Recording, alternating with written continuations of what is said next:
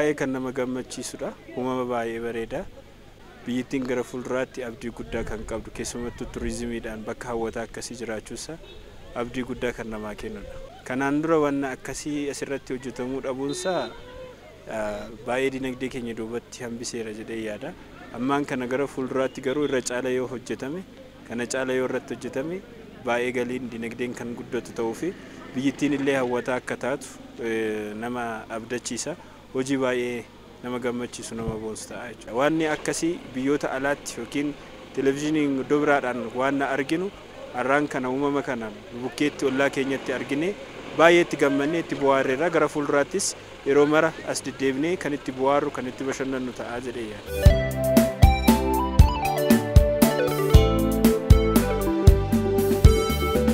Kanan dhufe Koolleejjii Pooliteeknikaa Amboorraa. Qe'een kun qe'ee Oromooti. Kan Oromoo qofa hin ta'in qabeenya Itoophiyaan qabdu qabeenya guddaadha.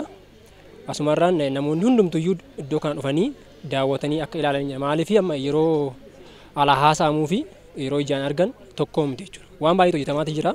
Misoomni kun misooma kan walii galaati. Qabeenya walii galaati. Qabeenya keenyadha jechuudha. Isa kana namoonni hundumtuyyuu dhufanii akka daawwatan akka beeksisan. Maaliif fageenya gaafa laallamu wanci gaafa jedhamu namni waan xiqqaa wayiisa jechuudha. Qabeenya guddaatu jira.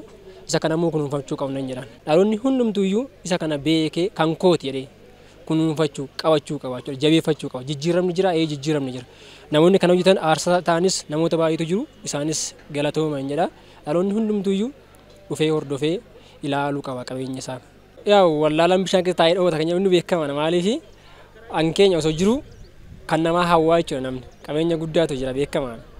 Isa kana immoo leenjiidhaanis walitti qabsiifamee an akka kootti namni leenjisu waa'ee wancii dubbachuu qaba. Daqiiqaa tokkoof daqiiqaa lamaaf namoota hundattiyyuu beekuu qaba jechuudha namni kun. Kana beeksisuu irratti hundi keenyayyuu miidiyaanis, barsiisonnis, leenjistoonnis gahee isaa bahuu qaban jira. Dirqama namni hundumtuu beekuu qaba. Kan Oromiyaa bichaa miti qabeenyi kun. Kan Itoophiyaati, kan Afrikaati, kan addunyaati jechuudha. Iddoon isaa iddoo hawwataadha, iddoo hawwataadha beekamaadha.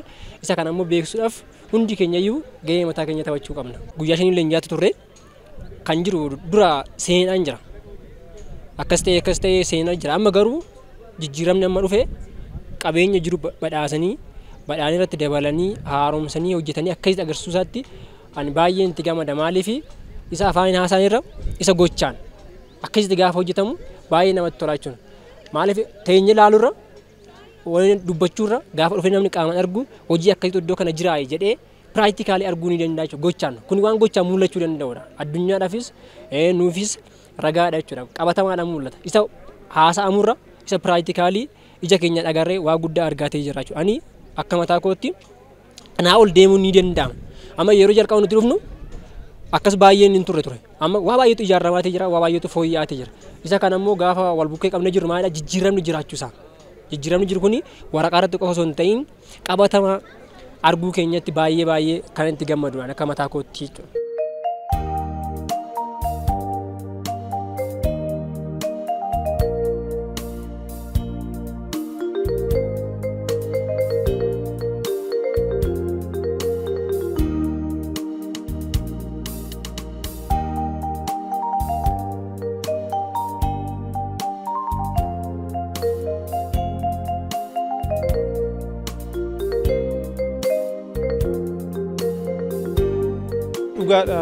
Haroo wancii ammuma waan baay'ee nutti dubbataa ooleefuma isaa ta'uu namni nutti himiin waa hedduu nutti himeera. Keessa waan intarpirinarshiippiitiin wal qabatee leenjii kennamaa tureen wal qabsiifnee yoo ilaallu carraa hojii asitti uumame hedduu akka ta'e ilaallee irraani. Haa ta'u garuu uumama Waaqayyo nuu kenne irratti ijoolleen abbaa gadaa immoo faaya baay'ee miidhaguu addunyaa harkisuu danda'u itti dabalanii hojii boonsaadha kan isaan hojjetan. Hojii guddaa hojjetaniiru. Kuni baay'ee nu boonsee baay'ee nu gammachiise. Oromoon qabeenya hedduu qaba. Rakkoo adda addaatiin yookiin immoo xaxoo adda addaatiin hidhamee Oromiyaa keessatti misoomni takaalamee turuusaa baay'ee kan nama gaddisiisu. Amma garuu Waaqayyoofis galannaa ta'u mootummaan keenyas baay'ee itti xiyyeeffatee akkaataa kanaatiin ijji isaa banamee haroo kana iyyuu ilaalee haroo kana gara maallaqaatti gara dinagdeetti jijjiiree akkaataa kanaatii fi daawwannaa geessisaatii fi mootummaan keenya illee galata guddaa qaban jechaadha. Biyya keenya keessatti rakkoon adda addaatu jiru.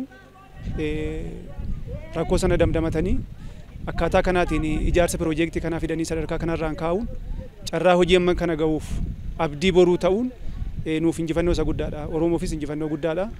Qabeenya keenya akkaataa kanaatiin iddoo adda addaa jiru karaa beekumsa qabuun karaa hayyoota hirmaachiseen gara fuulduraattis qoratamee hojiirra kan mul'atu taanaan Oromiyaa misoomsuun Oromiyaa misoomte Oromiyaa badhaate arguun baay'ee fagoo ta'ee natti mul'atu jechaadha.